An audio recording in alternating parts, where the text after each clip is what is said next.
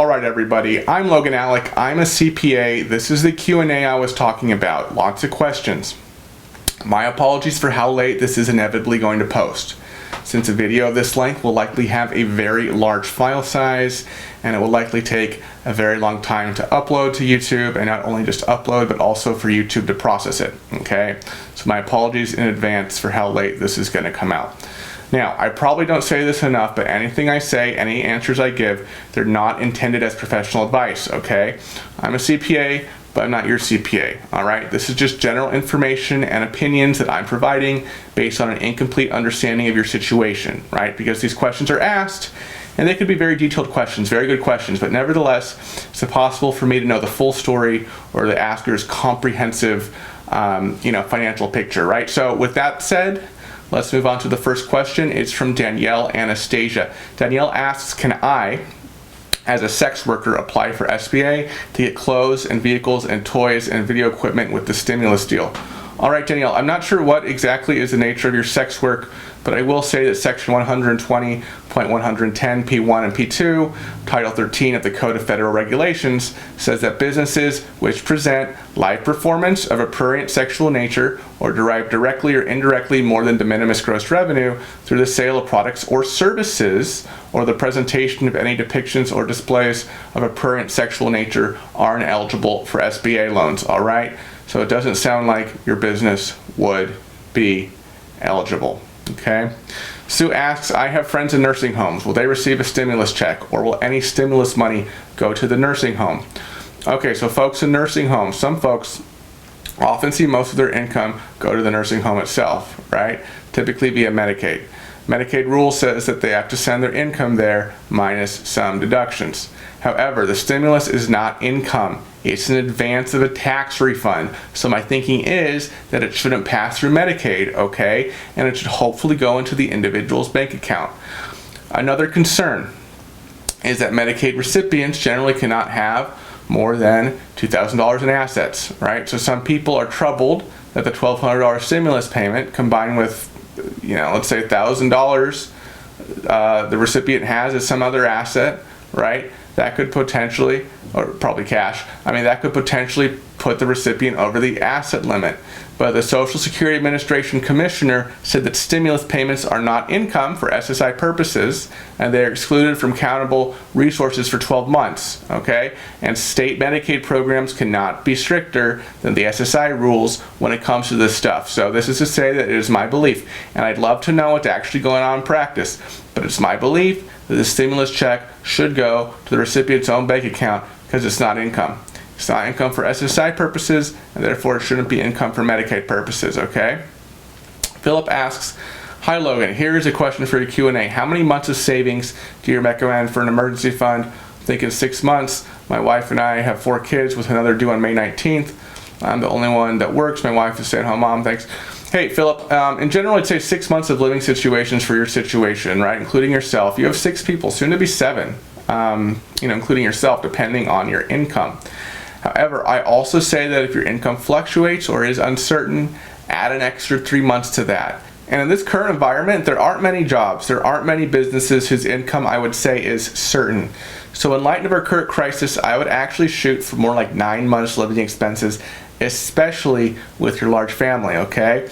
Because if your income goes away, right, you and your family are in big trouble, okay? And I imagine that you make much more than you would get from unemployment, even with the extra $600 per week right now, right? Also, something happens to your wife, if she gets sick or something like that, I don't know if you have family around right now, but hey, if something happens to her, man, you're gonna have to be doing a lot more child care, right? Obviously won't be able to work making money as much, okay? So there's just so many things that could happen. Also, Philip, it sounds like you have a good head on your shoulders, but also if you don't have just a good, cheap term life insurance policy, you should get one, right? Just to make sure your family's protected in the event that anything happens to you, okay? Put a link in the description for a tool you can use to compare life insurance from major carriers, Prudential, Mutual of Omaha, Pacific Life, and several others, okay? You just put in basic information and they give you a quote, okay? Now, does everyone need an emergency fund of 6 months or 9 months worth of living expenses? I say no, okay? For a situation like Philip's, where literally 6, soon to be 7 people's livelihoods are depending on his income, he at least needs half a year of living expenses, okay? And I would add an additional 3 months because of all the craziness going on right now. But at the other extreme, let's say you're a single person, okay? And let's say the only person depending on your income is you, you know, and you're early in your career, and let's say, you know, your job is in your hometown, okay? So if things got really bad for you financially, you could move back in with mom and dad, right? Or mom or dad if they're not together, right? Or something like that, and still be able to, you know, commute to your job if it's in the same town, okay? In a very fortunate case like that, for example, I think 3 months is fine. I'd rather you be a bit more aggressive, invest that difference between 3 and 6 months in the market, because if things got really bad, it just affects you, not your little ones, obviously, because you don't have any, right? A similar question from Kartoffel Kucha in 1992. Do you think this pandemic has displayed the true benefit of having a rainy day fund, say 3 to 6 months of expenses? Do you also think it unfortunately exposes how few people were prepared to handle it? Yes and yes, I would agree with that. And of course the fact is that some people were dealt a bad hand, let's be honest. And while I say that people should have an emergency fund, I obviously don't look down on those that weren't able to because I don't know their life, you know. But with that said, I did see this funny meme about Dave Ramsey. I don't agree with Mr. Ramsey on everything, okay? But when it comes to the basics of getting out of debt, putting together an emergency fund, okay, he knows how to get you in gear, right? Doesn't he? I think we have some differences on the investment front and how to invest and how one should invest. But in terms of those basic initial, he calls them baby steps, right? Of getting out of debt and all that, I think we're very much aligned. Donna says, hi Alec, I've greatly enjoyed your useful info, your consistency in posting, and your upbeat energy. So grateful you're doing this. By the way, husband and I got our stimulus timely as we filed 2019 taxes before the stuff hit the fan. My question, I filed for EIDL on the first date, Monday, April 6th, that it was possible for sole proprietors to apply on the SBA site back when it sounded like we'd be eligible for up to $10,000 loans. Alas, now it's just $1,000. But I haven't heard from SBA at all, and it's more than 3 weeks ago. Feels like ages. Any news when first filers or applicants might be getting funded? Hey Donna, so I want to be alarmed. Okay, I personally applied for the EIDL in late March. Okay, I just got it this past Monday with no forewarning whatsoever. Okay, thought they had forgotten about me, and then boom, I saw it in my business bank account right out of the blue. Okay, it'll hit when it hits. That's all I can say. Took mine about 4 weeks. Okay, so on that timeline, based on the date that you submitted your application, maybe you can expect yours next week. I don't know, or maybe later because now more people are in the system. But that was just my experience. Okay, Michael Blake says, I hope you can answer this question for me. I'm coming into some money for my late mother's estate, approximately $20,000. What should I do initially to help that money make money for me? Should I invest? Should I put it in a money market or just put it in a savings account? Eventually I want to buy a home, but for now I'm just wanting to sit on it. So what's your best advice? Thank you. Hey Michael, I'm sorry to hear about your mother's passing, but of course your question is about this $20,000 inheritance you're going to receive, and it's essentially, you know, a windfall, right? Now, with windfalls, I would say the first thing, if you can, keep this information to yourself, you know, your spouse, if you trust your spouse, right? The last thing you want to do is be in a position where everybody in your life knows that you've come into some extra money, okay? And especially right now, when they might have legitimate needs, okay? And they might ask you for money. But the question is it your responsibility to meet their financial needs right now? I would say probably not, right? And then you'll have to say no to them. And it can sometimes make things awkward, like, you know, what do you need 20 grand for, Michael? Can't you spare a couple $100 for me during this unprecedented time, right? You don't need that kind of stuff in your life right now. So I say in these situations, keep it to yourself. Next, what to do with the money? That depends on a whole lot of things. First of all, first thing, right when you get it, yes, you were on the money. Put it into a money market account, okay? I personally like CIT Bank right now, 1.65% API. No service fees, app is great, okay? And the reason I like, you know, money market accounts in general for stuff like this is because, you know, the money is accessible if you need it, right? you can transfer via electronic funds transfer, right, or Zelle to your checking account if you need a portion of it for some reason. But on the other hand, you can only withdraw up to 6 times per statement cycle, just like a savings account. So, while the money's accessible, it's not so easy to get money out that you'll be tempted to blow it, right? You see 20 grand in your checking account, just psychologically, you're going to be giving yourself leeway when you go out and make purchasing decisions, right? I'm not saying you would blow the whole 20K, but I'm saying that if you see 20K in your checking account, the balance that, you might check every day, you might excuse a $100 purchase that you wouldn't make otherwise, right? If that money was out of sight, out of mind. Like, personally, I keep my checking accounts super low, right? Because I don't want to see that I have all this money in there, right? So right when, business makes money, I take a distribution, I'm investing that stuff, like, right away, okay? Because I don't want to get into the mentality of, oh, we have a lot of money, so, that would give us kind of leeway to spend it, right? So sometimes you have to play these little mind games with yourself to keep more of your money, right? Now, I'm not saying that if you come into this windfall that you can't spend any of it, okay? Maybe set a small budget, right, to treat yourself and significant other or something. But other than that, you should really, like you said, you're on the right track. Make sure this money will make more money for you, okay? All right, now, that money's sitting in your money market account, okay, earning interest. First, figure out your emergency fund, all right? Take 6 months of living expenses, right, kind of like I described with Philip earlier. That's everything, rent, food, everything, for a month, and multiply that number by 6. Leave that amount of money in the money market account for sure, okay, assuming you don't have an emergency fund previously. Now, even if that $20,000 is enough for a down payment where you live, you don't want to rush into that, okay, without an emergency fund. Because the last thing you want to happen is for stuff to hit the fan, you don't have an emergency fund to fall back on, and you go into foreclosure, right? You lose the house, and you screw up your credit, all right, and you have to give it back to the bank. All right, so next, after the emergency fund, do you have any high interest debt? Okay, if you do, pay off that debt. That will also help you become a more qualified borrower when you go to buy your house, because it will lower your debt to income ratio, which lenders look at when determining if they want to lend you money for a mortgage and how much they want to lend you for a mortgage. Okay. Now, with what's remaining, you have to make a decision what to do with that remainder. Okay, so let's just assume you already had an emergency fund and you only had $5,000 of high interest debt. So you're left with $15,000 to figure out what to do with, okay? You said you want to buy a house. When? Let's say 3 years. How much will you need for a down payment in 3 years? I don't know where you live, but let's say you live in a relatively affordable area, so let's say $40,000, okay? Now, excluding the inheritance, how much could you reasonably expect to save toward that down payment just from your job or other sources of income for the year?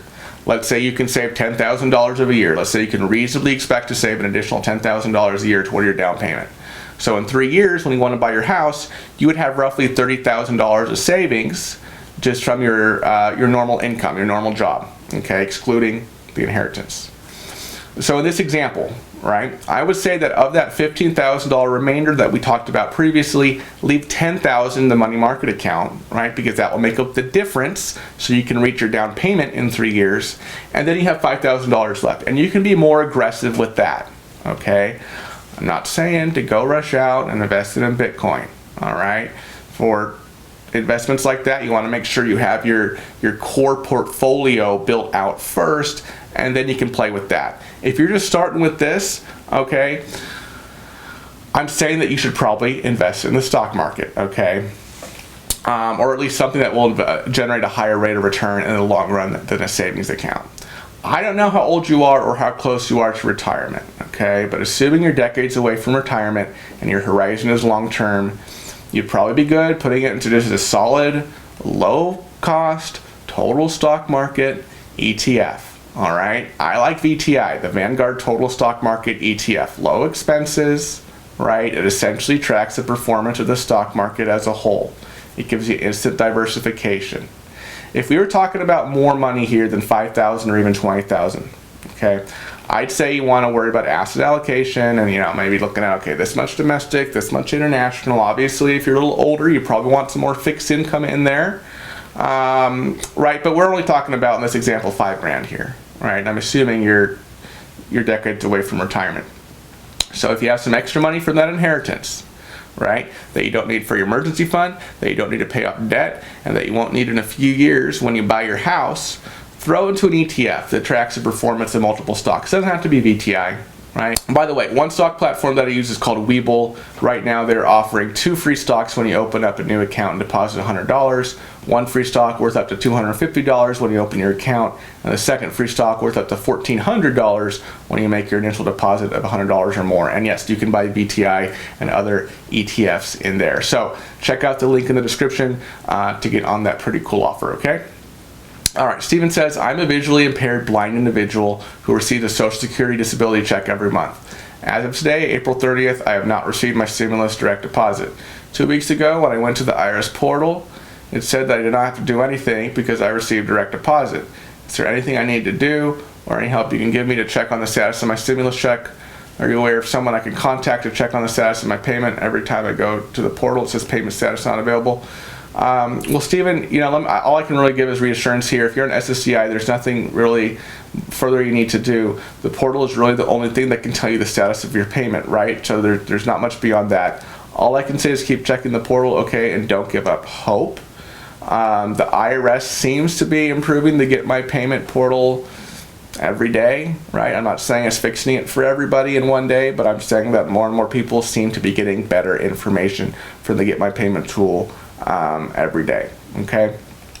Bobby Stanton says, hi, this is Bobby Stanton. Problem with credit. Any tips on how to raise your credit? Thanks. All right, Bobby. So actually, in May, I am going to be releasing a 5-part video series on the topic of credit. I'll give more details on that as the release date draws near, but be sure to stay tuned for that, okay? Because I know credit, a lot of people ask for credit-related content.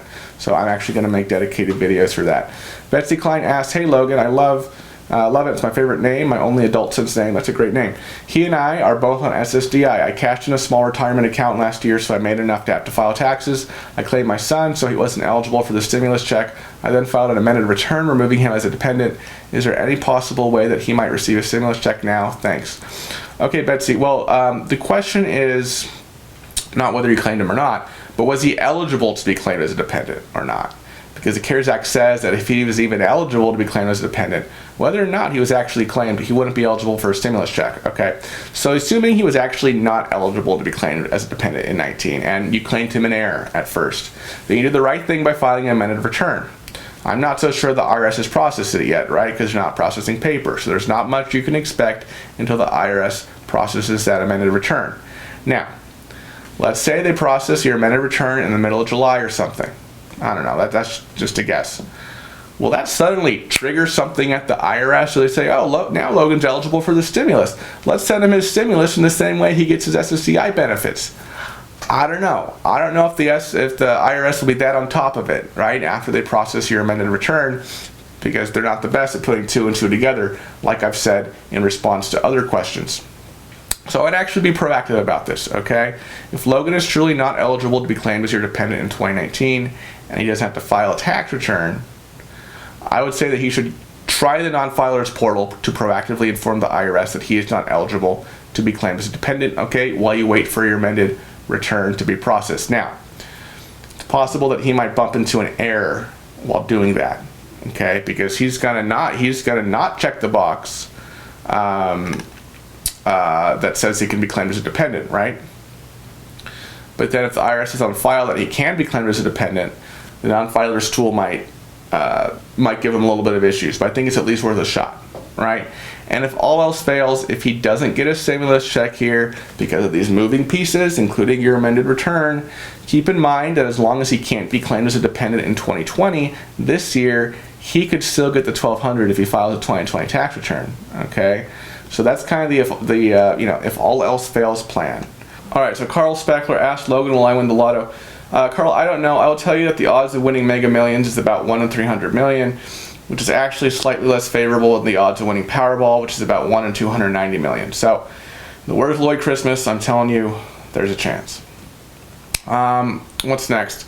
Marlo says, my husband owes back child support in the amount of $3,800. Government took his $1,200 check and mine and applied it to the back child support. Technically, it's not back child support. The child support is done.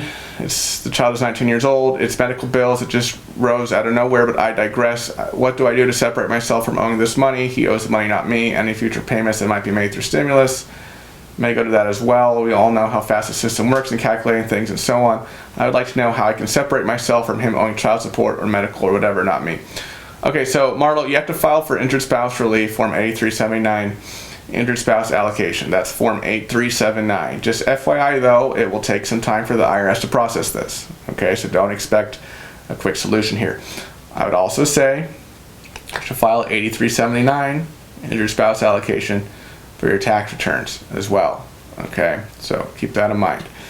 Kenya asks, what advice can you offer about 401ks during these times? Is there anything I can do to save what I have instead of losing so much? Kenya, don't sell.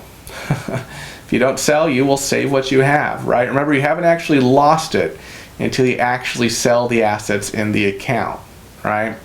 Just pull up a chart of the Dow Jones Industrial Average and look at the last downturn, okay, right? February, March 2009. You probably felt like you had lost a lot of money, but you really hadn't lost any money if you didn't sell, right? If you just held on, because in a few years, it was right back up to where it was before, and in the years following up at the recent peak, over twice as much as it was at its previous high. So hang in there is all I can say. I can't see your picture very clearly, but you don't look like you're near retirement age. Okay, so just remember 401ks for the long haul. And you don't lose money until you sell. So just stay the course, all right? You know, if you are decades away from retirement, you can view this as a time where, you know, your 401k can pick up assets, can pick up stocks on the cheap, right? I mean, that's another way to look at it. Rock City says, do you know if there will be a cost of living adjustment this year? I'm assuming you're referring to a Social Security cost of living adjustment. So yes, but it will be lower. 2019's was 2.8%. 2020's was 1.6%. 2021's, the way things are looking, could be below 1%. Okay, so we'll see. Vincent says, hi Logan, I have a question. I got $1,000 SBA disaster as an independent contractor. Is it a grant?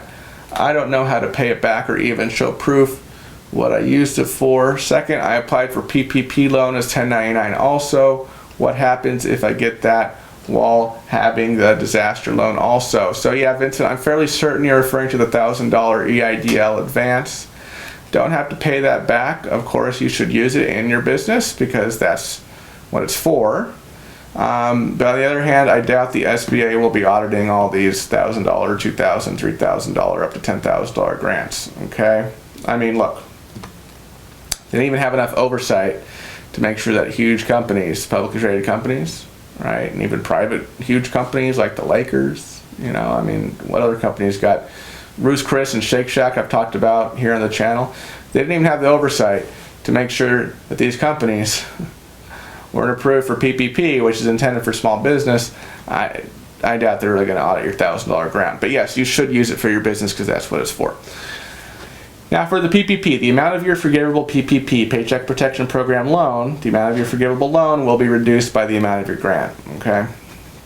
Crystal says, hi Logan, I really enjoy watching. Thanks for all the helpful information. I've tried for 3 weeks now to do the non-filers and it lets me enter all my information, but it doesn't let me submit it. I'm on SSI and I also receive SSA 1099 yearly for my nephew, who is my legal dependent. Do I merely enter him as my dependent to get the child's $500 stimulus? Well, Crystal, I'm wondering what is the error you're seeing, but yes, you would enter him as your dependent to get the $500 for him.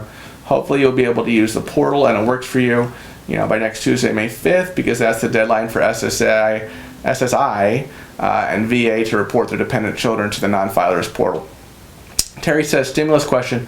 My husband and I are both disabled. We had to file taxes in 2018 and 2019 because of marketplace insurance mess-ups. Before we were eligible for Medicare, we owed, or maybe you're saying before that you were eligible for Medicare. We owed federal tax both years, so the IRS doesn't have our bank information. Our disability checks are direct deposited. I was under the impression that IRS was going to work with Social Security Administration to get our bank info. Was I mistaken? Our neighbors who are disabled got their stimulus money deposited yesterday. They are non-filers. Any answers would be greatly appreciated. We were unable to get any information on the Get My Payment site. Okay, so you receive benefits, but you also filed tax returns, and you owed the IRS on your tax returns, okay? So your direct deposit information was not on there.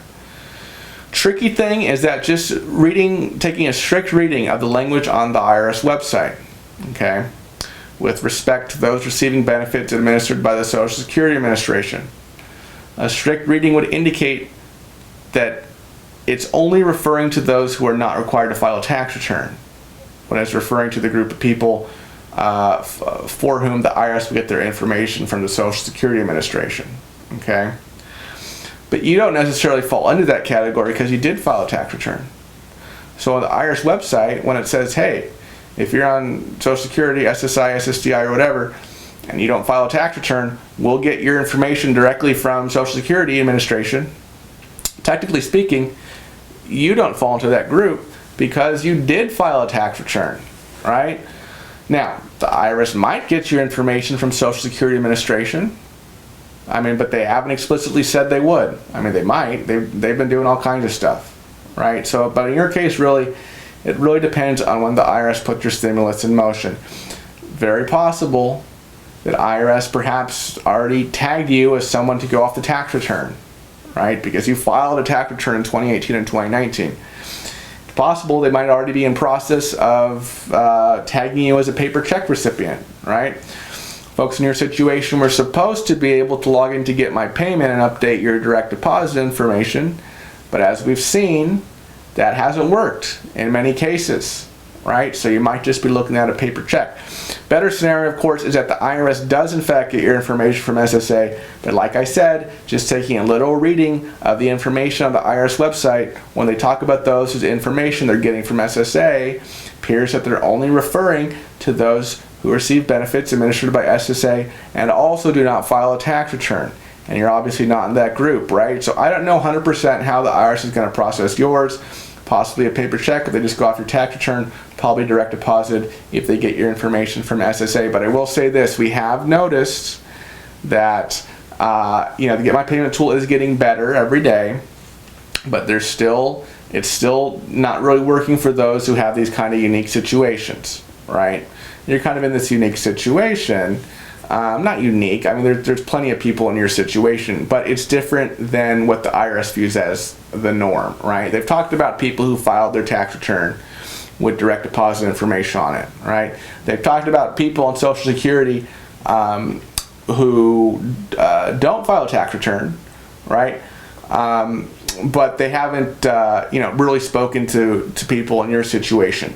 And we're seeing that for people like that, who the IRS hasn't explicitly mentioned on their website and in their guidance, sometimes still the Get My Payment tool isn't working for them right now, okay?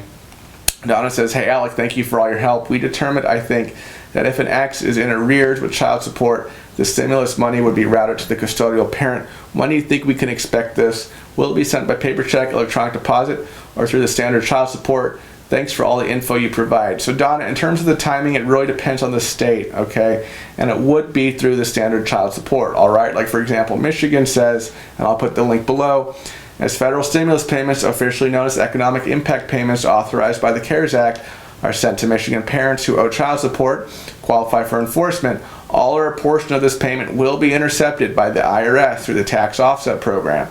The funds will then go to the Michigan Department of Health and Human Services Office of Child Support to be applied to the child support debt owed as required by the CARES Act. All right, so this will be administered by the state.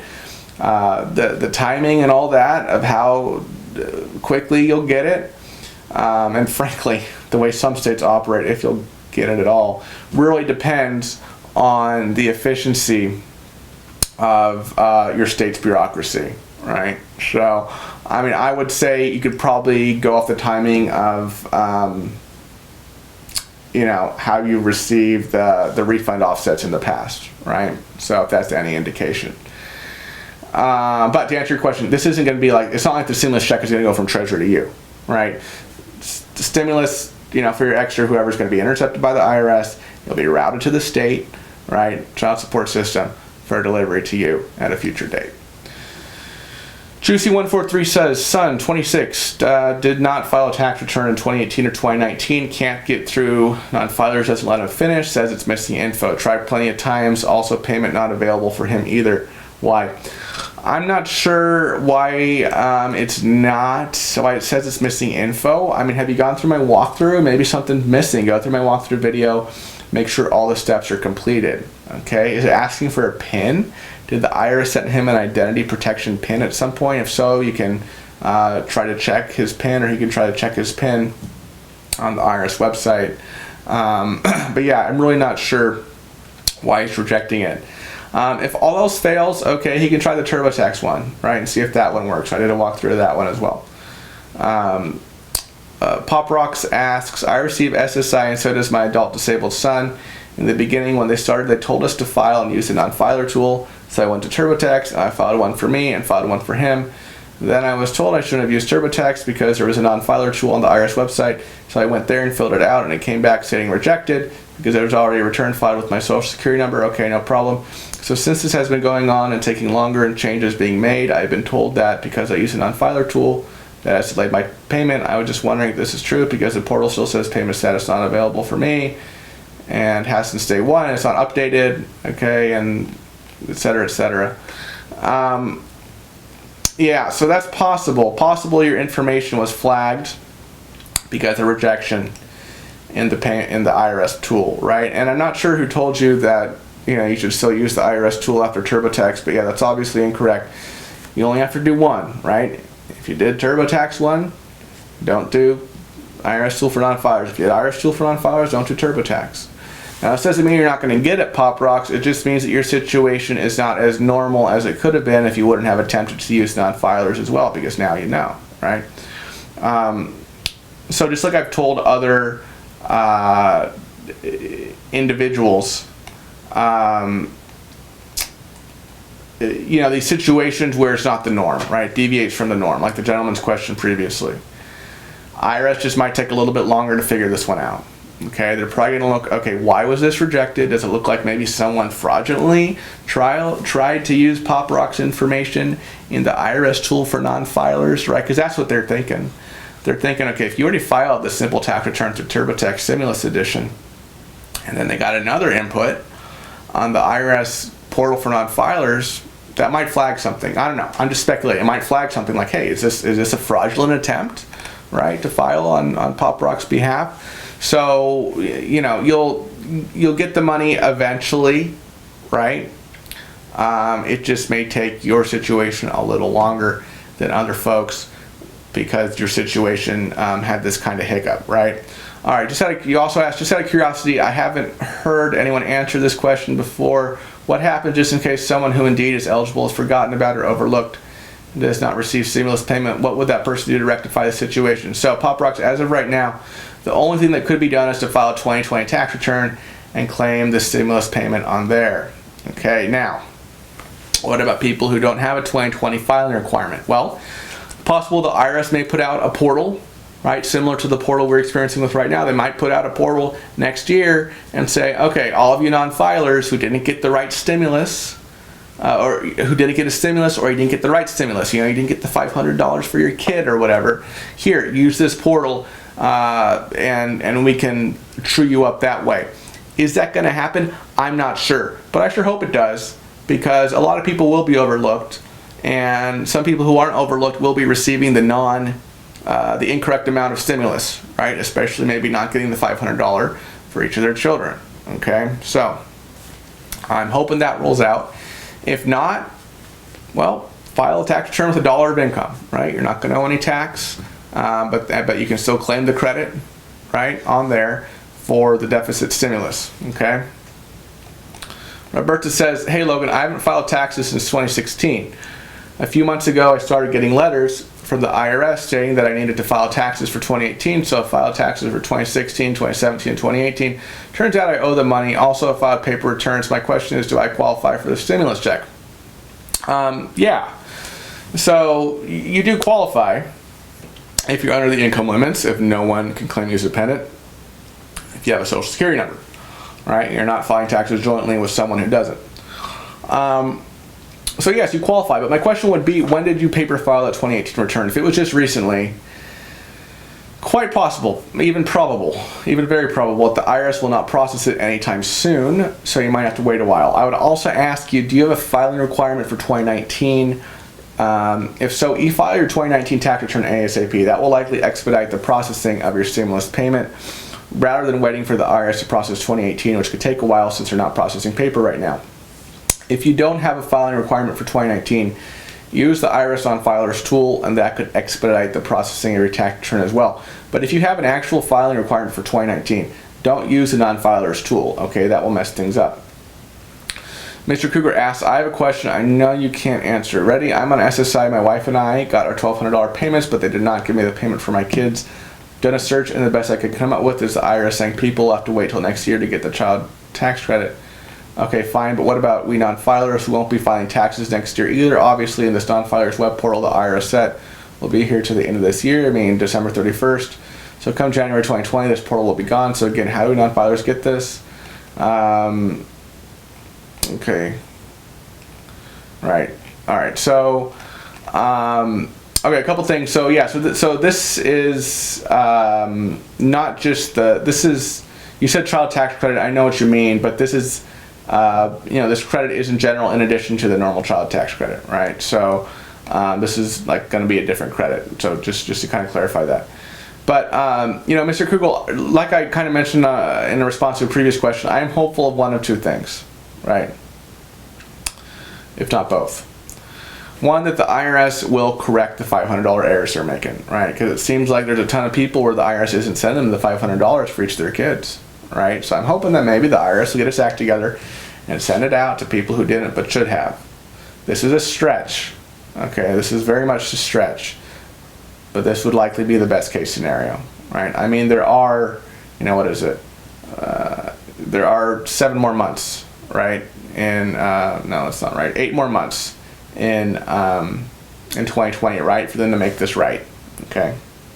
Now, if they don't, like I said previously, I'm also hopeful that the IRS puts out some kind of simplified portal next year where non-filers can fill it out to get the $500 if they didn't get the $500 as a stimulus payment, or 2020, or they didn't get their stimulus at all, right? Otherwise, as you well know, your option would be to file a 2020 tax return. Could possibly just put $1 of income, claim your kids there. But I hope the IRS comes out with a better solution. Peach Girl 43 says, hey, I was wondering if my mom claimed my son in 2018, would that be a reason for me not to receive the $500 payment? If so, is there a way for her to receive the $500 for my son? Yes, that would be a reason for you not to receive the $500. All right. However, if you claimed him on your 2019 return, the $500 would theoretically go to you. However, the IRS could screw things up. Regardless, even if they screw things up, one of you should get it. It should be you if you claimed him on your 2019 tax return, and the IRS has processed that, and if they go by that, which they should. But if that doesn't happen, yeah, your mom would get it, and she would just get it automatically, right? As long as she's eligible. She filed a 2018 tax return and claimed him. There's no special steps she has to take in order to get her stimulus form, if it is in fact going to be going to her, right? Would be curious to know what the Get My Payment tool says for both of you. Trash asks, here's one, will the IRS acknowledge that my wife being on SSI is married and will receive the full $2,400 for couples, or is she going to get shafted?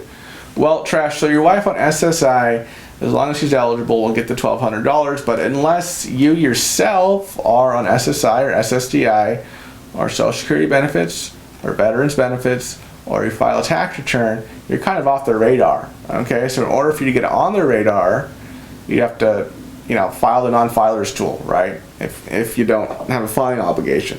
And it sounds like you don't by the nature of your question, okay? Kimberly Jimenez asks, I do not see the pool. I'm new to this. Can anyone help me? All right, Kimberly, here's exactly how you find the pool. Go to the channel homepage, then click on the community tab, then scroll down a little bit, and you will see the poll right there, okay? Theanne Hilberg asks, okay, I received my $1,200 stimulus check. I'm on SSDI and get food stamps. My roommate is on SSDI and also gets food stamps, but his back pay on child support she is paying every month. Is she going to get a $1,200 stimulus check? Well, if she owes less than $1,200 for her child support, she will likely get one. But the fact is that her stimulus will be reduced by the amount of past due child support she owes. Okay. Francis Marie 73 says, I am on SSDI in England, so I don't know what bank code they use to send my monthly payment. I can't vote on your page because it says my tablet is not upgraded to support it. Anyway, I just received my SSDI, but no sign of the stimulus check. There seems to be no one to ask to make life worse. I'm now recovering from COVID-19. My heart is shattered. Francis, I would take heart. If you received your SSDI from SSA, Treasury should be able to figure this out for you. Okay? And I really hope they do, and I hope that you recover from COVID-19 quickly. Now, I'm assuming that even though you're in England, you still have a U.S. bank account. Okay? Because for direct deposit, stimulus will only deposit to a U.S. bank account. Okay? So please keep that in mind. Lisa Burks asks, is IRS ever going to fix it so SSI and vets can get my payment?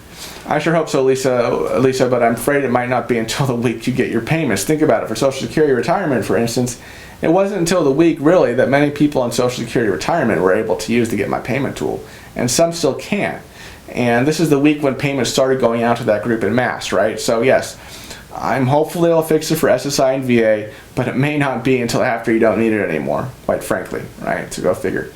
Sandra asks, I get SSI and I'm my daughter's payee, representative payee. She gets survivor's benefits. Will we both get the stimulus? Yes, as long as you're both eligible, meaning income under the limits and no one can claim you as a dependent, you're both eligible, okay? Nicholas asks, important question. If you're receiving PUA, that's Pandemic Unemployment Assistance, if you apply for PPP and receive PPP, can you still get the PUA? Well, Nicholas, I have to ask you, are your intentions to just pay yourself a paycheck out of your PPP money while simultaneously collecting unemployment through PUA? That's not really kosher. So if the answer to that question is yes, when you eventually have to do your quarterly unemployment reporting and there's a double dip, you'll get caught and need to repay the PUA. All right? That says, I exhausted my unemployment benefits. I received a letter stating that I could qualify for an extended 13 weeks. How does this work? I filled it out, but I'm not expecting any money. All this is BS. Okay, so this is the Pandemic Emergency Unemployment Compensation, or PEUC. The PEUC provision in the CARES Act provides for an additional 13 weeks of unemployment benefits for individuals who have exhausted benefits they are otherwise entitled to under state law. So many states cap benefits at, say, 26 weeks, right? But due to this provision, you may now receive unemployment benefits up to a maximum of 39 weeks, all right? And these additional 39 weeks, at least through July 31st, are eligible for the additional $600 weekly provided for in the CARES Act, okay?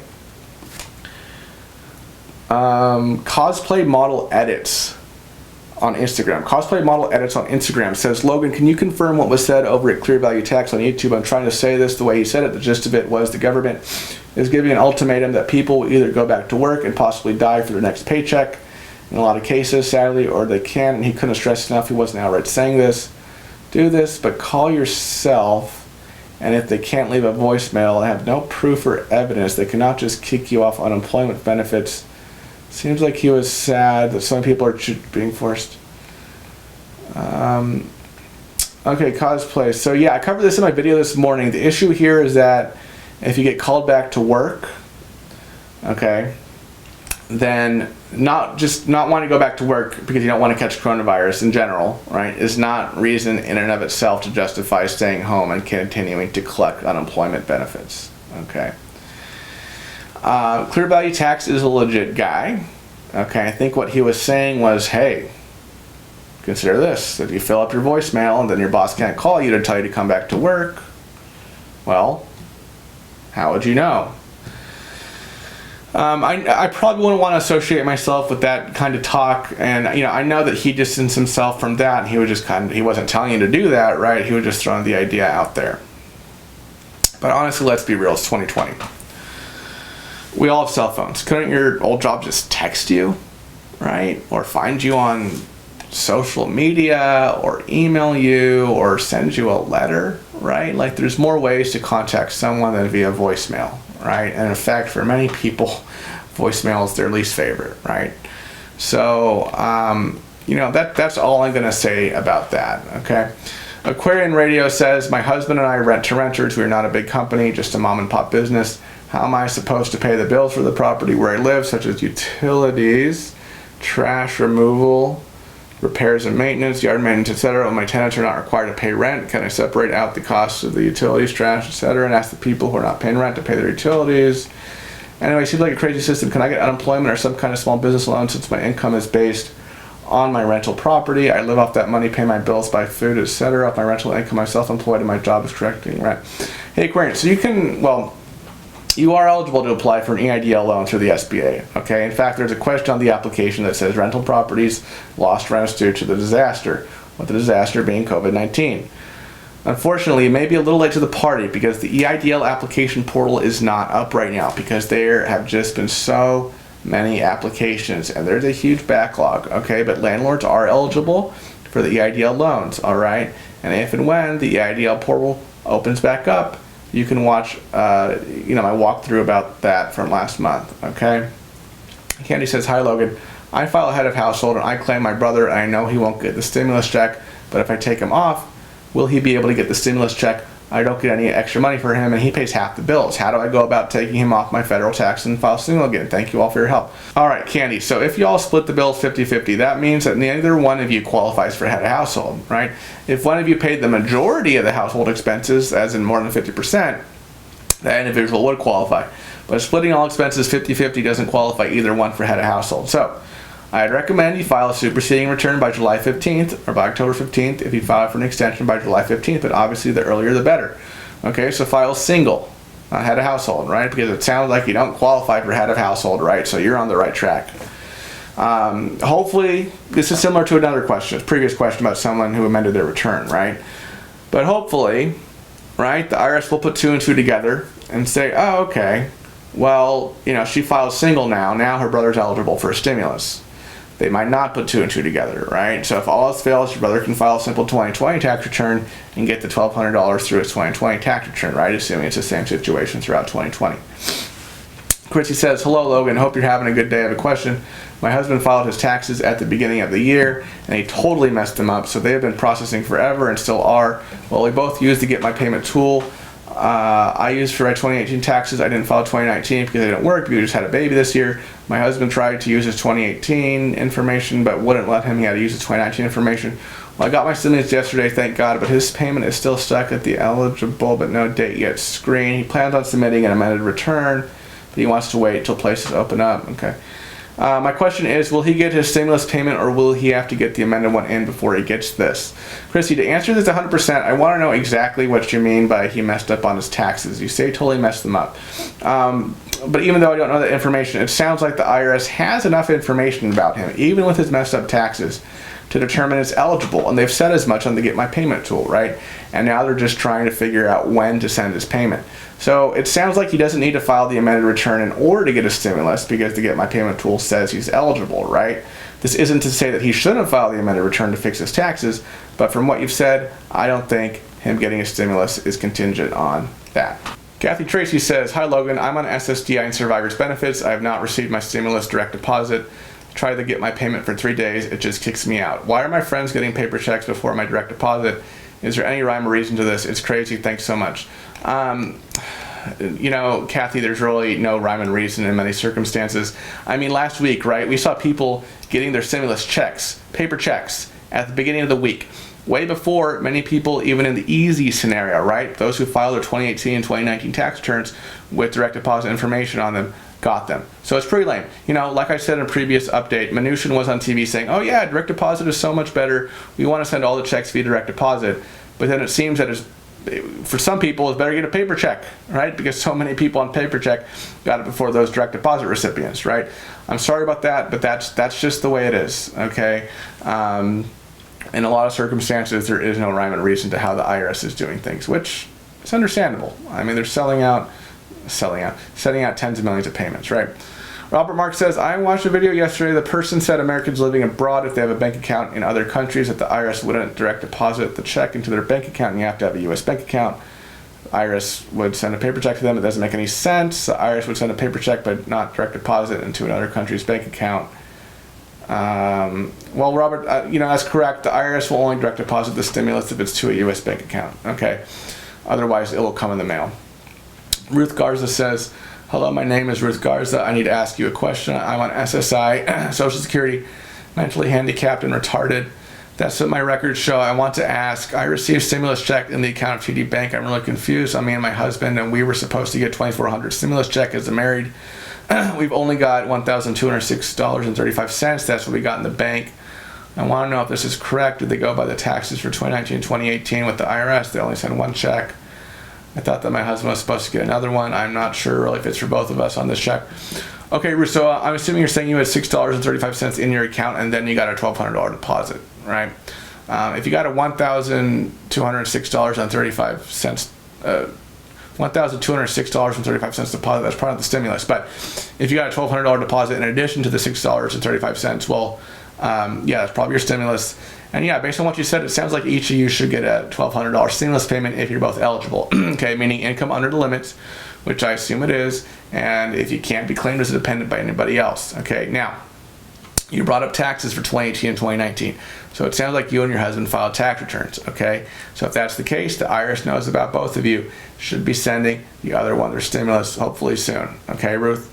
Yolanda says, I filed and received a refund in both 2018 and 2019.